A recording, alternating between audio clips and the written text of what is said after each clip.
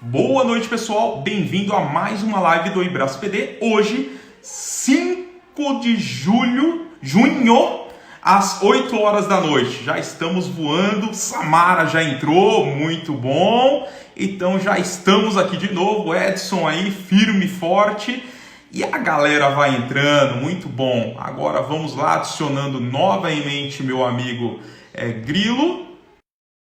Que tudo funcionando 100% agora. O mestre Ricardo Capozzi, que ontem esteve aqui falando tudo sobre análise forense, muito bacana. Flávio também. E agora está conectando. Boa! Está ouvindo, meu amigo?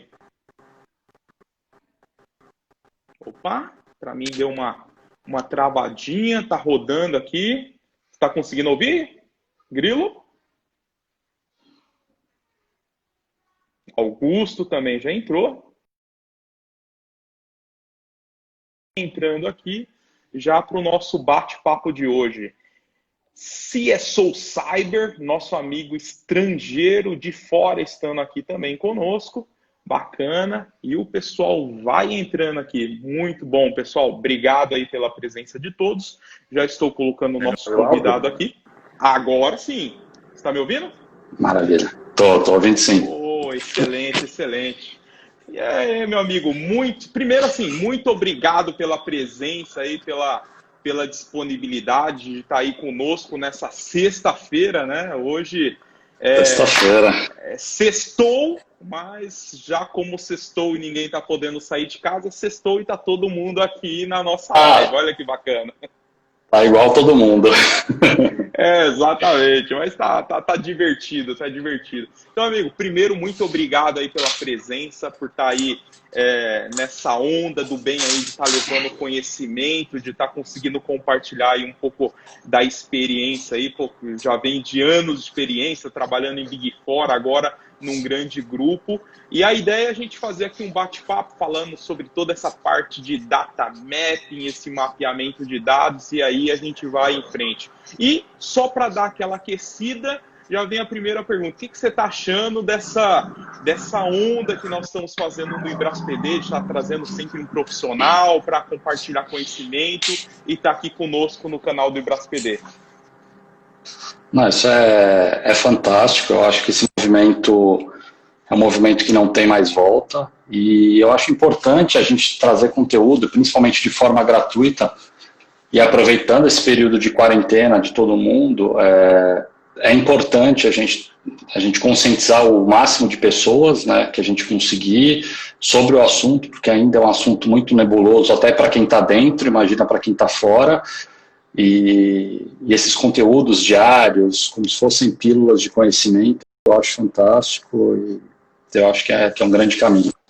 Pô, bacana, é legal ouvir isso, né? E esse é um termo, pô, que a gente acaba falando que funciona muito bem nesse mundo de cultura, de segurança, cultura de privacidade, né? Essa questão de pílulas de conhecimento, de sempre a gente estar promovendo isso. Pô, super bacana, acho que é um termo que aí está sendo super usado agora no mercado, que é justamente com esse objetivo de toda vez a gente está levando esse conhecimento, mas assim, de formas pontuais e atendendo ali a necessidade de todo mundo. Então, cara, muito obrigado aí pelo tempo, pela disponibilidade.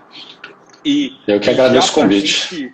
Excelente. E já para a gente começar a esquentar o tema, mapeamento de dados. Meu amigo, o que é isso? De onde vem? Para onde vai? O que eles comem? Onde vive? Né? Esse mapeamento de dados, o que é isso? Fala aí para a gente o que é. O mapeamento de dados ou roupa, para mim, na minha visão, é a mesma coisa. Tem gente que fala roupa, tem gente que fala mapeamento de dados. Eu costumo dizer que é o início, né, de qualquer fase de adequação à LGPD, que basicamente é o mapeamento do fluxo de vida dos seus dados pessoais. Por onde eles entram, para onde eles vão, o que eles fazem no meio do caminho, se é compartilhado com terceiros ou não. E esse mapeamento, né, esse inventário desse mapeamento do ciclo de vida de dados pessoais é uma das exigências da lei, né? Então a gente tem que saber por onde nossos dados trafegam, quais sistemas e o que fazem, para qual finalidade. Essa é a primeira etapa da fase de adequação, acho que de qualquer projeto, né? E é bom até que a gente volte a falar desse assunto, que a gente dá sequência no painel que estivemos juntos, né? Há 2 semanas lá no CERPRO. Sim, lá no Serpro, pô, tem uma galera aí que desde então já começou a seguir, já está aqui conosco, né?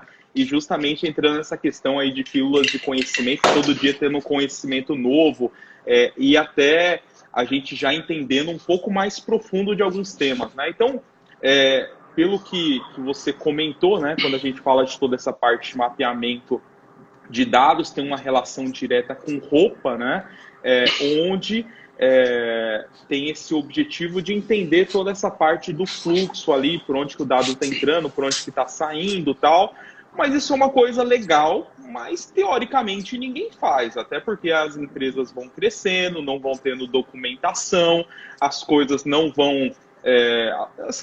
aquela história, né? Cria uma documentação, cria um projeto, não necessariamente aquele projeto tem uma documentação, daqui a pouco vira um monstro, ninguém sabe de mais de nada, ninguém sabe quem fez, como fez, aonde fez, e vira aquela coisa. E qual é a relação desse mapeamento com a LGPD? Por que eu preciso, agora, nesse momento, se preocupar com isso?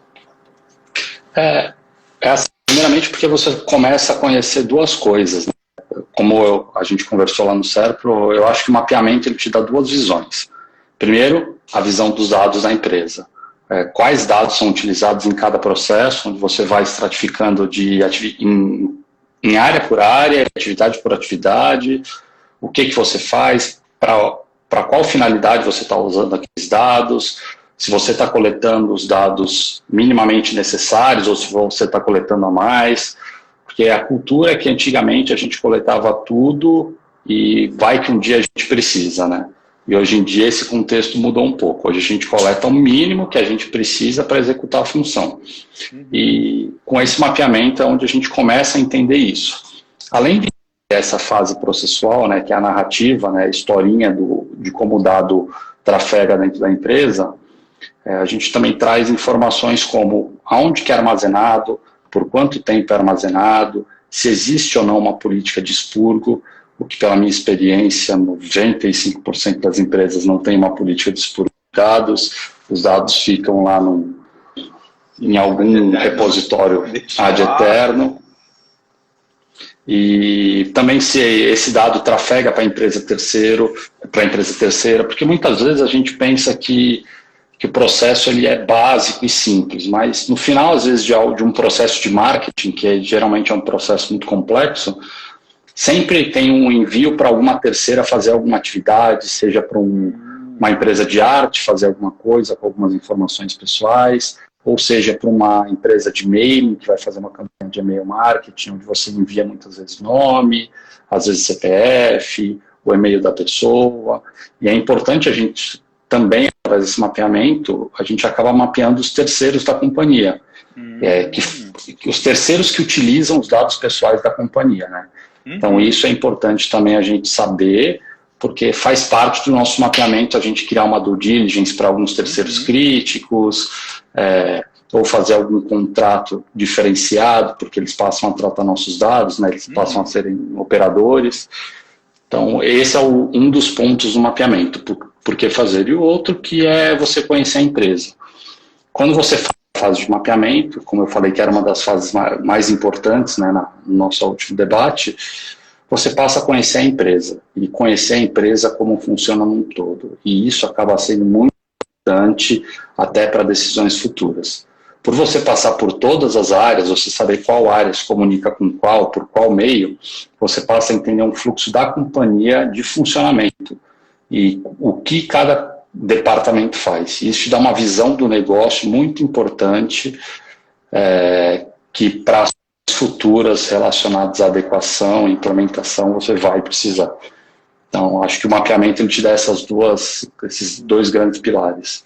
Cara, e é bem interessante você falando isso, né? Que a gente começa a entender que esse mapeamento, ele, principalmente para quem vai assumir como o DPO, né? Então a pessoa lá é o DPO, como é falado na Europa, ou encarregado, como falado na nossa lei, se a pessoa que vai assumir essa função, que às vezes pode ser uma pessoa de dentro da empresa ou pode ser uma pessoa que está vindo de mercado, né? Creio que como aconteceu no nosso caso, né? A gente de mercado e acabou indo para a empresa para poder ajudar em todo esse processo.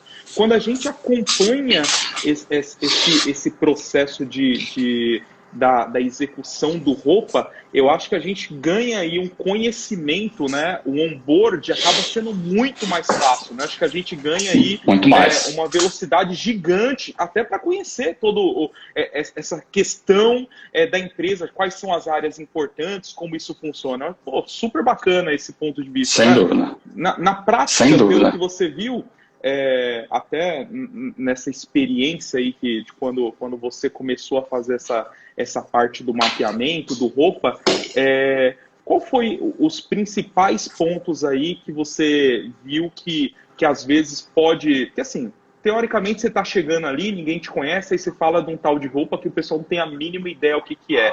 Como que é essa primeira experiência aí?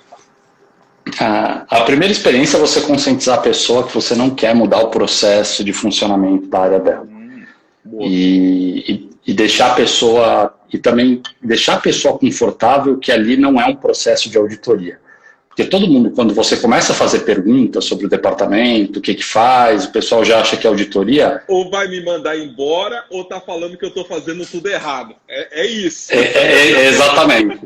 Ou também assim, vai mudar todo o meu processo que eu já estou acostumado a fazer, eu não quero mudar. E aí tem muito disso que eu acho que também é muito importante como mapeamento, você fazer um bom kick-off de apresentação do projeto, o que o projeto faz, explicar minimamente o que a gente vai começar a fazer ali, por que a gente está usando daquela forma, e por que o procedimento é aquele, porque eu passei por isso e basicamente eu perdia 15 a 20 minutos de toda a reunião de mapeamento, explicando o que era LGPD, o que eu estava fazendo, falando que não era um processo de auditoria e que a pessoa podia ser o mais transparente possível.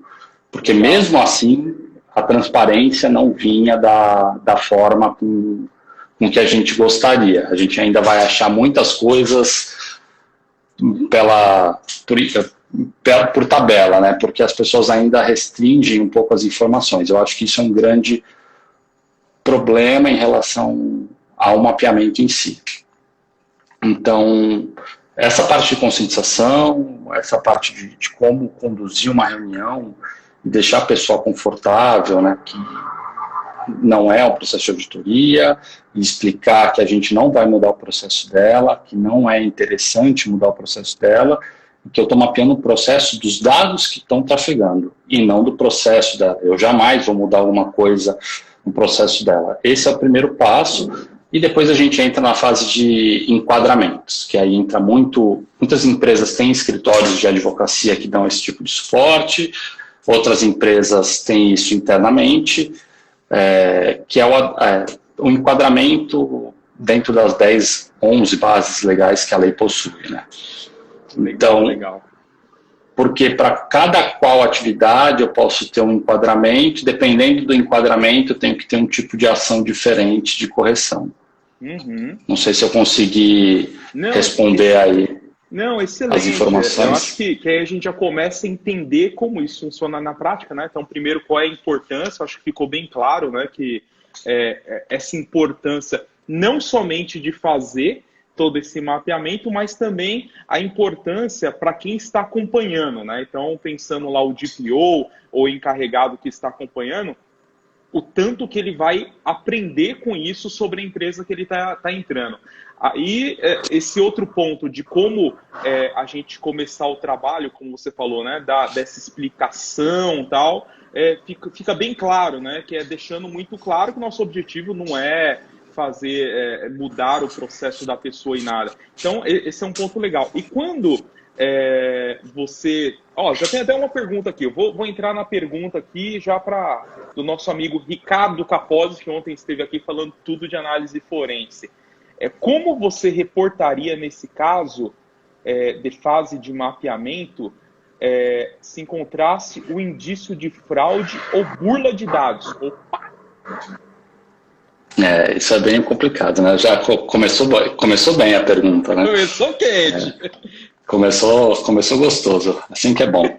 Só para deixar claro para todo mundo, isso daqui é um cigarro eletrônico, tá? Isso daqui não é um pendrive e nem é um cigarro, tá? Então, eu estou girando na cabeça. É um exatamente, pendrive, né? 2.0, exato. Então, vamos lá, como que a gente identifica a fraude? Na verdade, a gente pode identificar através de um mapeamento que os dados eles estão trafegando de uma forma um pouco incoerente, dependendo de como é conduzido o mapeamento, porque se for conduzido por uma consultoria, eu falo o meu processo, tá? Eu vim de uma consultoria onde eu fiz o mapeamento.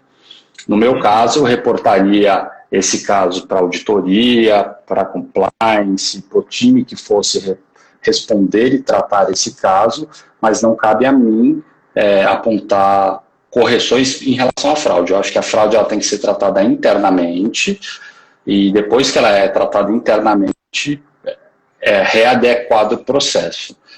Mas eu não sei se foi bem essa pergunta que ele falou, mas assim, dá para identificar através do mapeamento, porque você acaba vendo que os dados transitam, mas eu acho muito difícil a gente identificar fraude através de entrevista, né? Que a gente está falando de mapeamento via entrevista e não via software. Quando a gente fala via software, tem uma grande diferença, porque o software ele vai fazer uma varredura no ambiente, ele vai começar a te trazer certas conexões. E o mapeamento por entrevista é onde você, efetivamente, com especialistas de cada área, você vai começar a entender as partes, os processos, e aí eu acho que dificilmente nessa entrevista pessoal a gente identifica alguma fraude. A gente pode identificar algum desvio de processo ou processos suspeitos, mas e aí a gente, se for internamente, a gente reporta isso para quem deve tratar, porque não é o escritório de privacidade que cuida desse assunto, e se a gente é uma consultoria, como era o meu caso, a gente também reporta ao owner do projeto e eles têm que fazer essa tratativa interna. A gente não pode trazer essa responsabilidade de tratar uma fraude, alguma coisa, dentro do time do escritório de privacidade. Bacana. E até legal colocar esse ponto, né? Porque assim, quando a gente fala do DPO, desse encarregado, ele não tem a função de resolver os problemas da empresa, né? A lei, ela deixa bem claro que ele tem uma função ali muito mais de ser um orientador, né? O que o pessoal chama de advisor, onde ele dá todo esse direcionamento de algumas coisas que ele está vendo. Fala, ó, é importante que faça isso, tal, e deixando tudo muito bem formalizado. Eu acho legal esse ponto, né? Seja a pessoa que está na visão de um terceiro ou prestando um serviço ou sendo numa visão interna, né? Eu acho que o grande objetivo é entender qual que é o caminho que a empresa tem. Por exemplo, normalmente a empresa, né, que ela tem um processo de abertura de capital na bolsa, ela tem que ter um canal de denúncia, até por conta da lei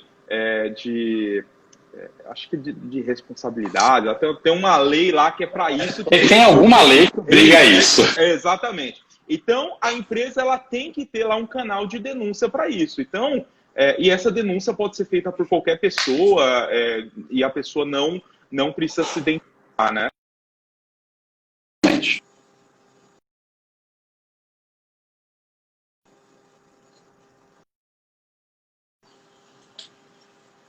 Oi, retornou? Tá me vendo? Tô ouvindo, retornou aqui. Sim, sim. Mas eu escutei tudo aí. Então esse acho que é um ponto...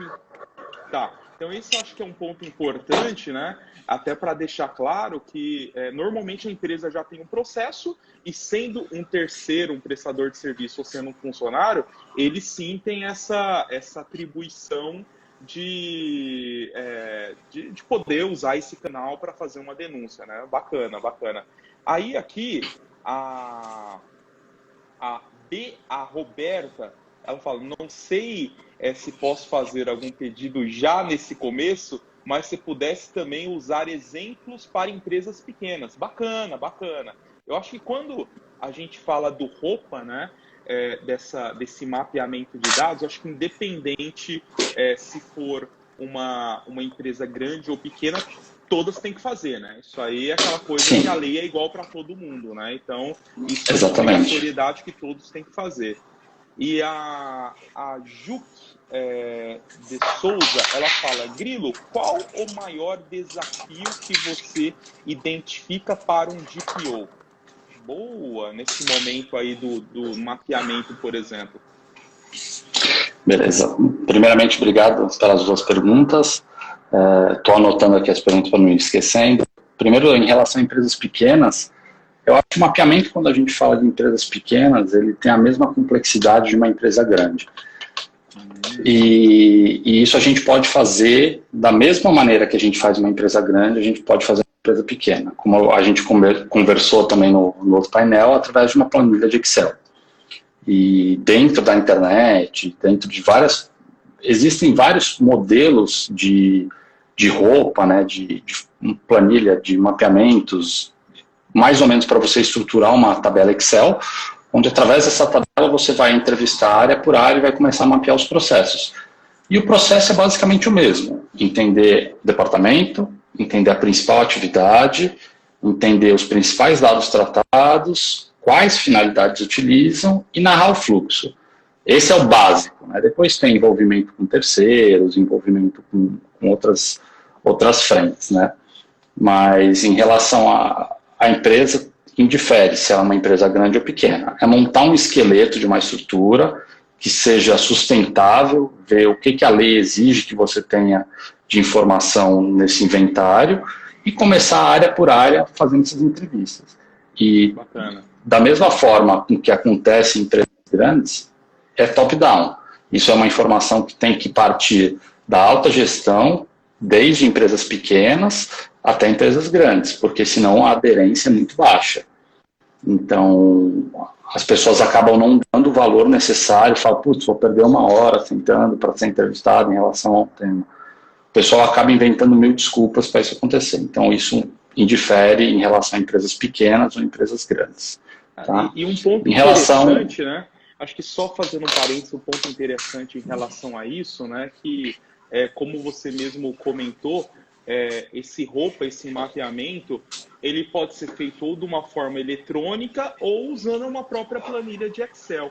Então, independente se for uma empresa de grande porte ou uma empresa pequena, todos podem ter a mesma planilha, né? Eu acho que o conteúdo pode ser igual para todos. Talvez alguns vão ter muito mais linhas, porque são diversos processos diferentes, mas sendo uma empresa pequena, acho que cabe e é adequado da mesma forma, né? Acho que acaba entrando... Sim. E hoje em dia existem muitos softwares, inclusive recentemente eu testei recebi um link de um teste de um software que é infinitamente mais barato do que os que a gente está acostumado dos grandes players do mercado. E de repente, para uma empresa pequena, esse software ele vai funcionar muito bem.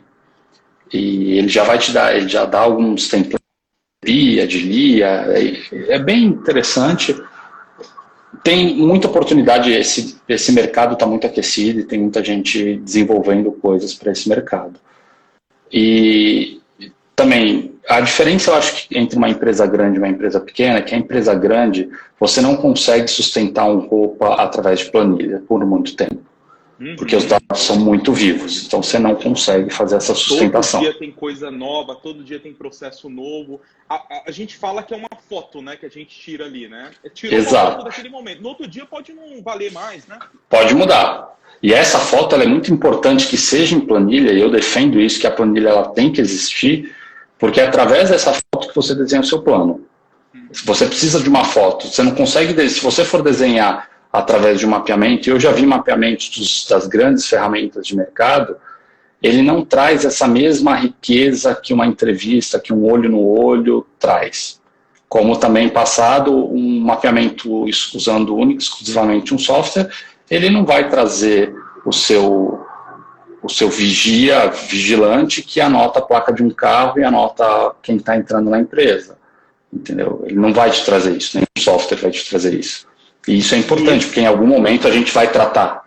E esse é um ponto importante que você está comentando, né? Porque quando a gente fala desse lado, né, de tratamento de dados, tem sim dados eletrônicos, que às vezes pode ser grande parte ali do volume da empresa, mas tem dados físicos também que na lei é previsto, né? E a gente teria que fazer essa análise, né?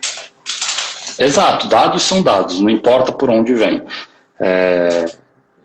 Tem empresas que recebem ainda informações via correio. Pasmo, tem empresas que recebem.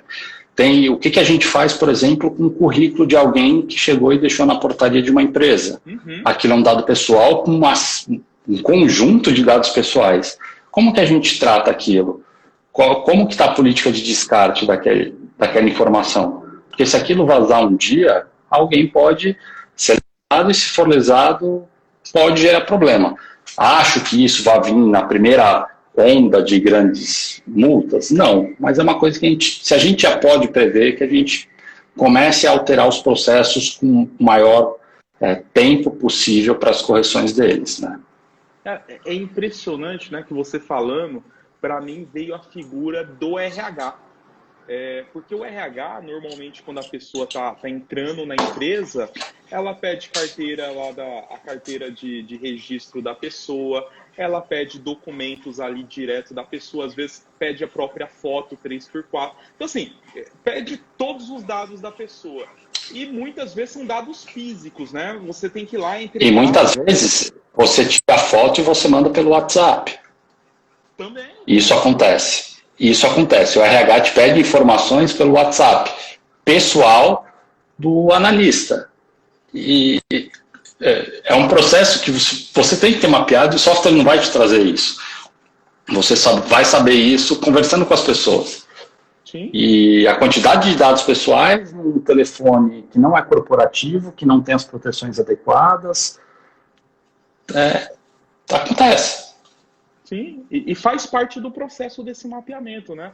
Pô, bacana. Então, eu acho que aqui a gente já começa a abrir a mente, né? Até para entender que, assim, o mapeamento ali que você faz nessa entrevista, olho a olho, ele vai pegar a grande parte, mas também a parte tecnológica, você usando uma ferramenta, também vai pegar a grande parte. Pelo que você vê, assim, pensando de uma forma estatística, esse mapeamento que é feito usando o Excel, normalmente, ele pega quantos por cento ali da empresa, pensando no todo ali? É possível falar, não, eu garanto que ele está pegando 100%, ou eu falo que ele está pegando 50%? Assim, de uma forma geral, o que você acha? Tá, eu anotei aqui só para eu não deixar a pergunta dos desafios do GPO em aberto, né? Daí nós já vamos chegar, eu anotei aqui. A dos desafios do GPO, basicamente, depois a gente pode chegar nela, mas com maior detalhe. Mas o maior desafio é a pessoa entender a figura do GPO dentro da empresa, qual que é a função, e quais, entre aspas, poderes, e não por ego, mas sim porque você precisa de certos poderes para você alterar um processo de uma área extremamente lucrativa da empresa, e você vai precisar alterar esse processo porque não está aderente à lei. Então, você tem que fazer certas alterações. Eu acho que o maior desafio é o entendimento do que significa essa figura dentro de uma companhia, qual é a grande função dela, como você colocou, não é ser um executor, e sim quase que um conselheiro de melhores práticas para aderência à lei. O executor, a gente tem consultorias, a gente tem escritório de privacidade, que são os executores do que o DPO determina, né? E são as áreas de apoio. O DPO é como se fosse uma figura realmente para estar apoiando na aderência, né? Realmente um conselheiro. Então, justamente por essa posição, finalizando sobre o desafio do DPO, acho que as pessoas, tanto os outros diretores, a alta gestão, quanto as pessoas entenderem e a real função dele e dar a real importância que ele é devido. Entendeu? Acho que esse é o grande desafio. E aí, já fazendo um gancho do mapeamento de Excel, que eu anotei que você passou, isso é muito relativo, né? Quantos por cento a gente consegue garantir de dados? Isso é muito relativo, porque se a gente for falar de empresas que não começaram a falar de dois momentos, empresas hoje que ainda não começaram a se adequar e vão iniciar isso, não tem como você, por menor que seja a empresa, não tem como você, se a gente falar que vai entrar em 16 de agosto, basicamente daqui a 2 meses, a gente não vai ter como nem sequer terminar o mapeamento até lá. Então, a gente prioriza e faz em waves, a gente faz 5 áreas, pega quais são as 5 principais áreas, vamos falar do Copacabana, né? E esse termo, para quem não sabe, quem fala muito foi a apresentadora de segunda-feira, foi a palestrante de segunda-feira, a Samara, ela que usa muito isso nos workshops dela, e como já participei de alguns, foi daí que eu trouxe esse conceito, porque eu acho que fica muito fácil de explicar, né? Que o conceito de Copacabana é quais são as principais áreas que a NPD poderia atingir. Como você falou, RH é uma área crítica, marketing de qualquer empresa a gente já sabe que é uma área crítica, comunicação, muitas vezes comercial, e aí dependendo de cada empresa, onde você, se for empresas médicas, os prontuários médicos, aonde ficam os prontuários, quem faz esse atendimento. Hoje, como tem, se a gente for falar de grandes empresas, né, o departamento de saúde ocupacional de dentro de uma companhia, onde a gente vai ter prontuários médicos, e entre outras coisas, que eu fui corrigido no cérebro, falando que não é mais prontuário, que agora tem que usar um outro nome, mas vai ficar prontuário ainda, porque eu não me recordo. Então, eu acho que isso exatamente, eu trabalho com dados. Então, acho que esse é o grande ponto, entendeu? A gente priorizar. E aí, dentro desses priorizados, eu acho que a gente consegue chegar, por vista, em uns 80% de assertividade dos principais fluxos daquela área. Mas se eu for falar de um grau de companhia, isso é muito relativo, porque às vezes existem sub-áreas dentro da empresa, com subatividades. Se a gente for pensar esse mapeamento, a gente demoraria muito tempo. Então a gente tem que priorizar algumas áreas. Então eu diria que eu colocaria 50%, que são as áreas essenciais do mapeamento, chega nos 100%. Então, se eu separar em 50%, dos mapeamentos que eu faço, eu consigo chegar em 90%, 100% de aderência. E os outros 50% são dados que muitas vezes a área não consegue explicar, e às vezes nem TI consegue explicar. São os trânsitos dessas informações através de servidores, às vezes no país e fora do país, às vezes de servidores em cloud, que isso é uma informação que muitas vezes a área não sabe. Fica armazenado, aonde fica armazenado? Eu não sei aonde fica armazenado. E aí você tem que ir com TI, muitas vezes TI também tem que trazer um pouco. Então o mapeamento ele traz um tipo de informação que chega a 90%, 100% de informações dos fluxos, e da outra metade, que é a parte tecnológica, aí só com software. Então, respondendo quantos por cento o mapeamento por Excel chega? 50%. Boa. Aí, assim, tem uma pergunta que é a minha, perguntando assim, quanto tempo que, em média, pode levar esse mapeamento. A gente sabe que, de acordo com a empresa, pode levar mais tempo ou menos tempo. E a nossa amiga Samara, ela pergunta aqui, de quanto em quanto tempo você sugere que o mapeamento seja atualizado? Boa. Vamos lá. O mapeamento, na minha visão, ele deveria ser um processo vivo. Então, depois que eu fiz esse mapeamento, a ideia é que eu suba ele em algum software, né, de gestão de privacidade, não vou falar nomes aqui, mas são os grandes players hoje do mercado. Você sobe esses mapeamentos, e aí você pode trabalhar de algumas formas. Ou você vai trabalhar, tem alguns sistemas que fazem essas atualizações de tempo de forma automatizada, e algumas outras dependem do escritório de privacidade ou dos Privacy Champions, que são pessoas que serão nomeadas dentro da empresa para auxiliar a atualização desse mapeamento. Mas se fosse depender somente de pessoas, né, eu sou muito conservador em relação a isso, eu atualizaria minimamente a cada 6 meses, para não dizer menos tempo, porque ficaria de forma extremamente complicada você atualizar, mas eu acho que minimamente a cada 6 meses, e aí o mapeamento ele é uma questão de atualização, ele é muito mais brando, né? Ele não demanda tanto tempo, porque basta você fazer um follow-up com a área e falar o que mudou na sua área, quais são as informações que mudaram, e você atualizar isso. E aí, como eu falei, existem 2 formas. Você atualiza com alguns softwares do mercado, embora esteja digitalizado, você tem que entrar lá e fazer essa inserção. E alguns outros softwares, que eu inclusive estou testando alguns, você ele vai fazer essa atualização de forma automática. Se um processo muda, se um dado ele deixa de transitar de um lado para o outro, ele mesmo já vai fazer essa atualização dos dados. Só deixa eu dar uma informação, se vocês ouvirem algum barulho, algum latido, é o meu filho que eu deixei ele preso aqui para ele não atrapalhar, mas vamos que vamos. Tranquilo, tranquilo.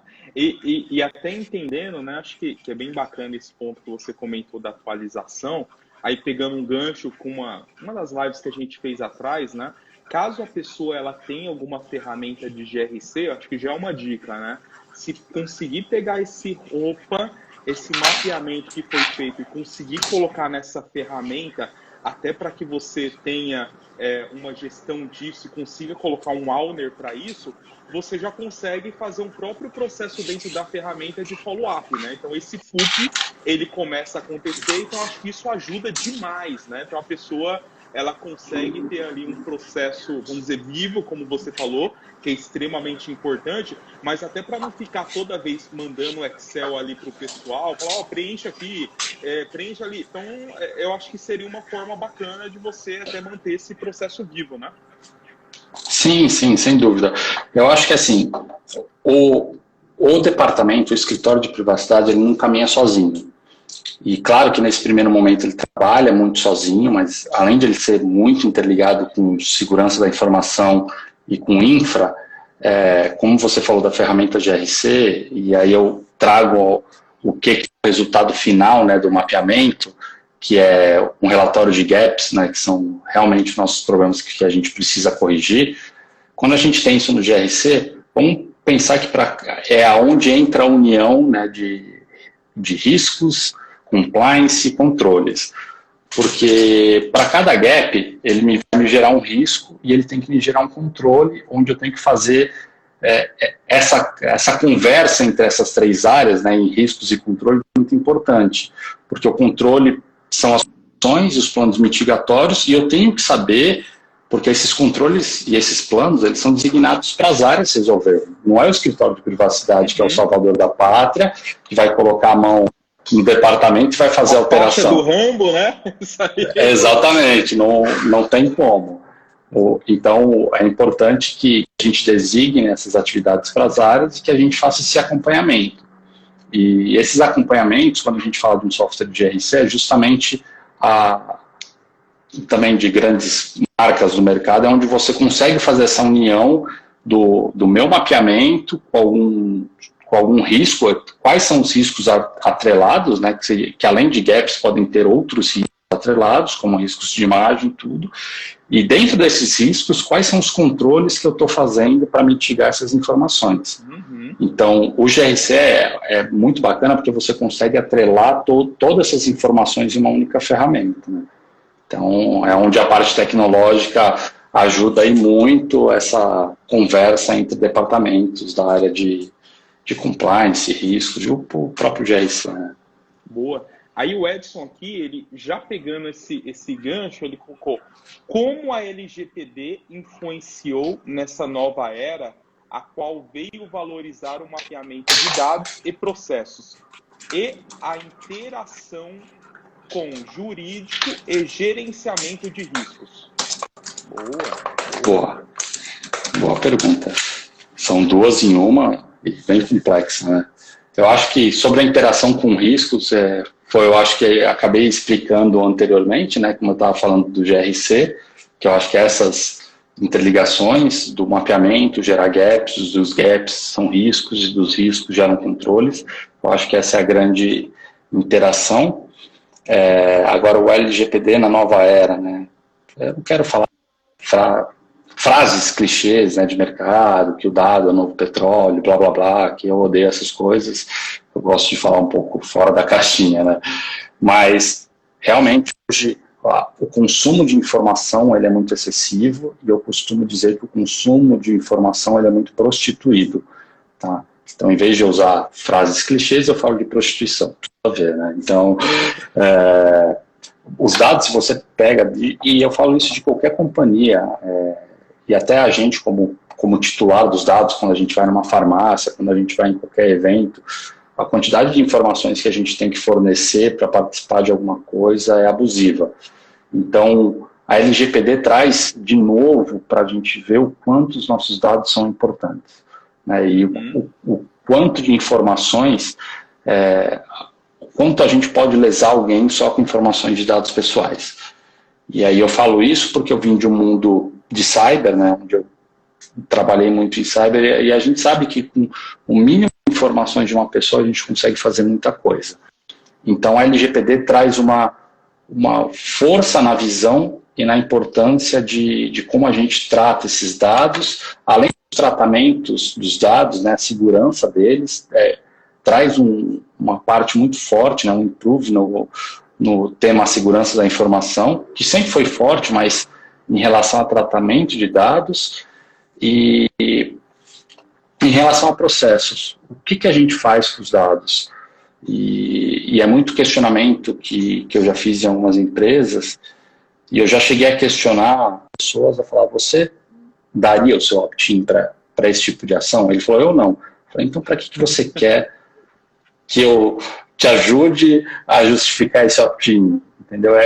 Talvez seja isso. Eu acho que a LGPD, ela traz nada mais do que o que deveria ser por padrão, usar os dados das pessoas de forma correta e para fins corretos, e não para uma enxurrada de ações de marketing sem necessidade, sem autorização, e sem o mínimo contexto, ou para fazer pesquisa sobre a pessoa, onde a pessoa nem sabe que está sendo pesquisada, e fazendo cruzamento de informações.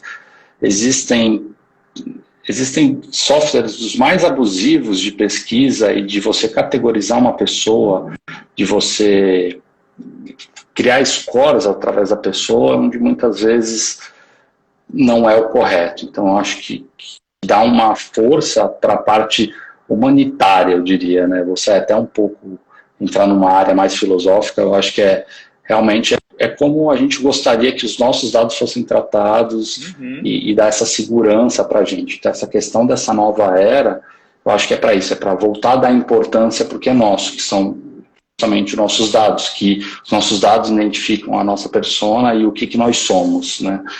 Então, isso é importante. E agora, falando sobre a interação com o jurídico, eu acho muito importante, principalmente porque eu não sou advogado, tá? Então, a minha conexão, né, com o departamento jurídico é muito forte, e é importante que, além da sinergia,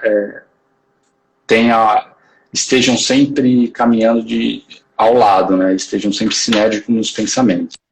Porque acontece em várias companhias, pede a opinião do DPO, aí o DPO dá uma opinião, vão lá e pedem a opinião do jurídico, o jurídico pode dar outra opinião, e aí depois criam aqueles e-mails que eu adoro receber, né, que é tipo assim, olha, fulano falou isso e você falou isso, qual que é o certo?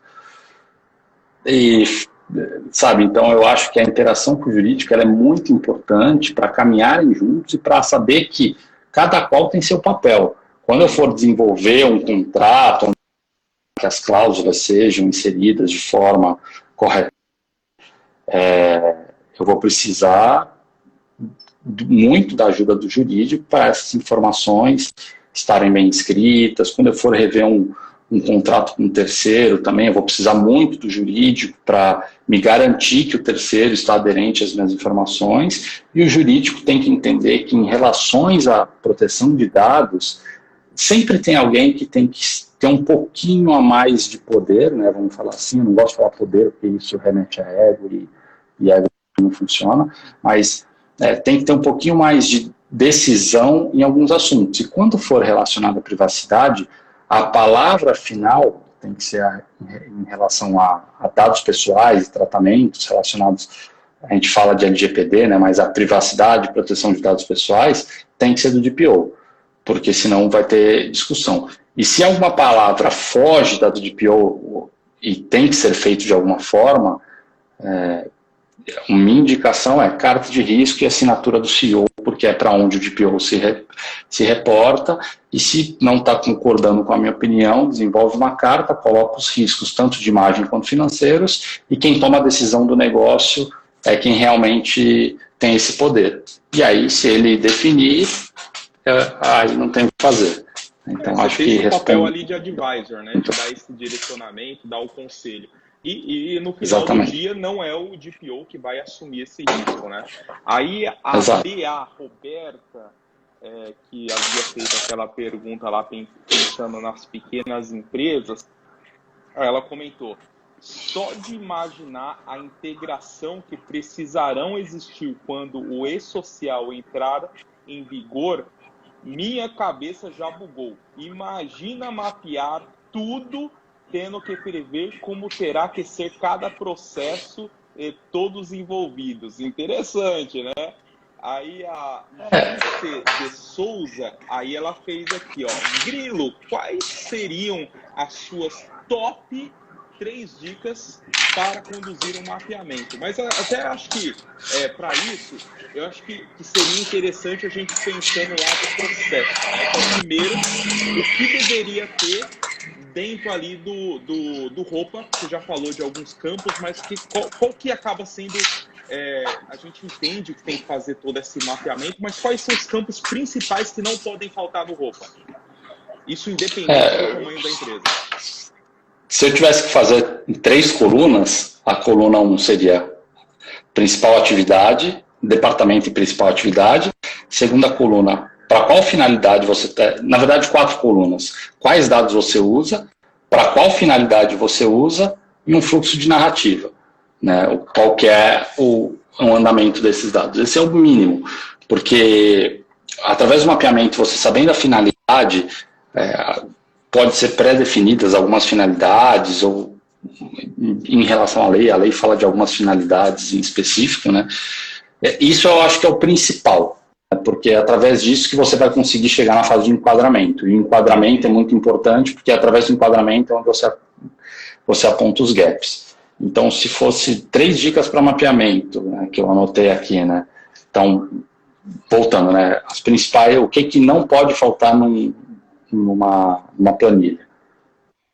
Identificação da área, identificação do processo da área, quais dados utiliza, para qual finalidade e a narrativa.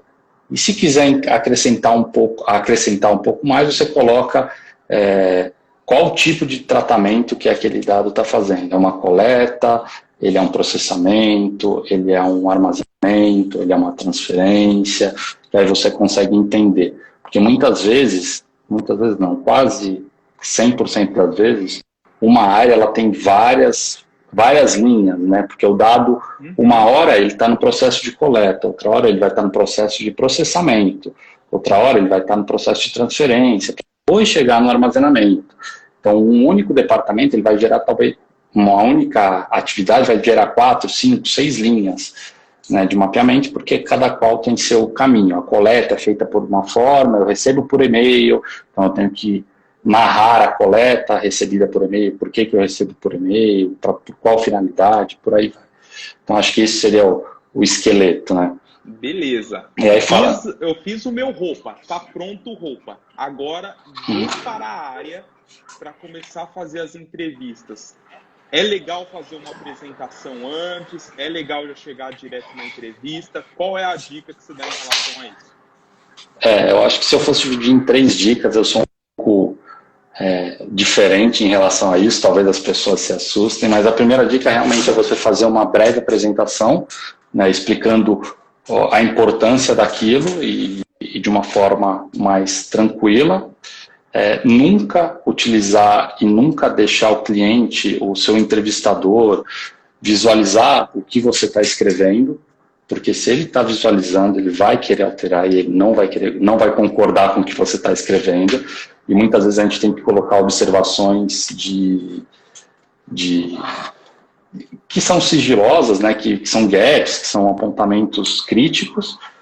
E eu acho que o principal para essas reuniões, para ver da forma que eu consegui fazer funcionar em menor tempo possível, porque a gente pode ter reuniões de mapeamento que demandam dias, mas eu acho que para ser uma coisa mais otimizada, você tem que, entre aspas, ser o alfa da sala. Você tem que tomar e ser um jogo meio de perguntas. E se de repente o seu entrevistado ele começa a fugir um pouco do tema e explicar o sexo anjos que não me importa, fala, tudo bem, é importante isso, guarda para você, mas vamos voltar para o mapeamento.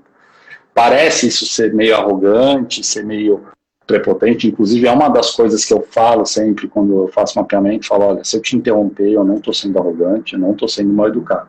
É só porque eu quero concluir isso para eu chegar no teu resultado o antes possível.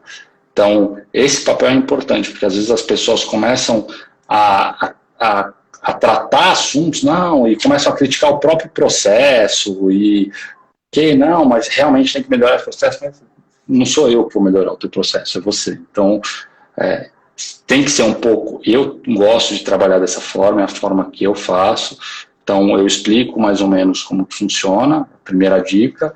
A segunda dica é computador sempre virado para você na fase de entrevista, é quase que um de frente com o Gabi. E o terceiro ponto é nunca deixar fugir da sua linha de raciocínio, entendeu? Então você tem que pegar sempre e ser mais ou menos o alfa e nunca deixar que fuja. Se fugir, trazer para a linha de raciocínio, porque senão até a linha de raciocínio e o flow, né, que você está escrevendo, você nunca consegue concluir. E pensando em algumas abordagens que eu já vi de mercado, que é quando você pega lá o e-mail de todo mundo, manda para todo mundo e fala, pessoal, responda até tal data. O que você acha dessa abordagem que vem acontecendo aí? Eu particularmente não gosto, tá? Eu acho que ela pode ser um adicional para você ganhar um pouco de tempo, onde você pode enviar talvez uma planilha um pouco reduzida para entendimento de quantas atividades a área tem, porque aí você já consegue se programar quanto tempo você vai precisar de reunião, talvez quantas ondas de reunião você vai precisar para cada departamento, minimamente quais os dados, mas mandar uma planilha, um roupa inteiro, uma pessoa preencher, ela não vai conseguir preencher e ela nunca vai dar nenhum tipo de prioridade para aquilo. Ela nunca vai dar a riqueza de detalhes que você, como DPO, precisa para você traçar o teu plano. Então, é muito importante. Para mim, é importantíssimo esse contato. E sempre que precisa ter esse mapeamento, eu faço questão de vamos lá, vamos com a área, conversa, vamos entender por quê, tudo dessa forma. Excelente. Nosso amigo Jefferson Dário, ele disse, dica de ouro, não deve ver se anotar. Boa. Beleza, então fizemos lá já o checklist, fizemos ali a parte já, a entrevista, gerou aquele monte ali de linhas, né? Qual é o momento que eu começo a pensar assim, pô, agora eu preciso recorrer a uma ferramenta, talvez? Quando que eu já vejo essa necessidade que efetivamente eu coloco a ferramenta para funcionar? Porque depois que a gente faz o mapeamento, eu tirei a fotografia. O quanto antes eu conseguir ter a ferramenta para subir esses mapeamentos, para eu começar a gerenciar, não através de planilhas e versões, porque as planilhas acabam dificultando um pouco, ficam em repositórios de rede, e quando você tem uma ferramenta, você consegue já delimitar os campos de forma muito mais automatizada. Então, eu acho que o quanto antes isso é importante, porque a ferramenta ela não vai entrar só para isso, né? Ela vai entrar para concorrer e ajudar a gente nos planos de ação. Então, isso é de extrema importância. Então, para mim, a ferramenta, o quanto antes ela entrar, é o melhor dos mundos, né? Claro que a gente consegue tocando mapeamento e apontamento de gaps e estruturando o plano de ação sem ter essa ferramenta. Mas o quanto antes eu ter essa ferramenta me dá a segurança para eu ir para a fase de implementação, de desenho e de implementação. Até porque geralmente essas ferramentas ela vem com outras ferramentas, como atendimento dos titulares, que a gente sabe que é um dos principais pilares que a gente tem que atender da lei, gestão de consentimentos, e aí a gente vai precisar já fazer certas ligações. Então a ferramenta é importantíssima já assim que a gente tira essa fotografia inicial. Pô, excelente, excelente. Você vê mais alguma fase aí que é importante a gente olhando para esse roupa? Você acha que tem alguma coisa que acabou escapando, algum item aí? O que você acha? Eu acho que não, eu acho que o roupa você consegue traçar, fazer um grande mapeamento, consegue ter uma grande visão de um todo, você consegue estratificar a níveis onde sistemas não têm. Depois disso, você entra com software para te apoiar nesses mapeamentos, você faz os enquadramentos jurídicos, o que está enquadrado no quê, o que eu vou justificar como consentimento, o que eu vou justificar como legítimo interesse, porque o que for consentimento, eu vou precisar fazer um processo diferenciado, eu vou ter que gerir esses consentimentos, o que for legítimo interesse, o recomendado é que seja disparado um guia para ver o grau de risco desse legítimo interesse dentro da companhia, para saber se vale a pena utilizar ou não, o que não é comum, é muito comum as pessoas jogarem tudo como legítimo interesse, esquecem do famoso LIA, né, para nos auxiliar nesse processo, para nos dar uma base para garantir o que a gente está falando. E depois que eu tenho essas informações, eu entro no apontamento dos gaps. E através dos gaps eu consigo fazer E aí existem diversas formas. Eu gosto de trabalhar com os gaps, eu mapeio todos os gaps, né, como aconteceu, e aí eu começo a fazer um gráfico de esforço e impacto.